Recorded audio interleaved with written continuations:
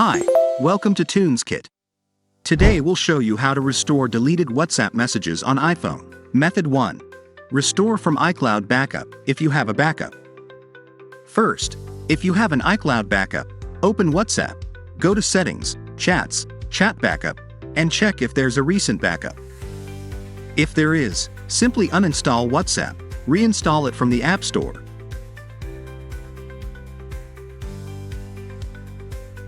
Log in with your phone number and tap Restore Chat History when prompted. Method 2. Restore from iTunes or Finder backup.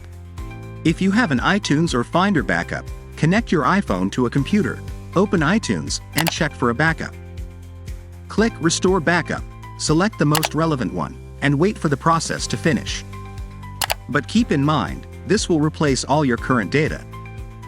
And if you want to back up your WhatsApp data, you can try TunesKit WhatsApp Transfer. With this tool, you get 4 powerful features, from transferring data between old and new iPhones to backing up and exporting your chats. It's got you covered. Just connect your iPhone to your computer, click Start Backup, and in just a few minutes, your data will be safely stored on your computer with nothing missing. Plus, you can click Export Data to view different data categories anytime.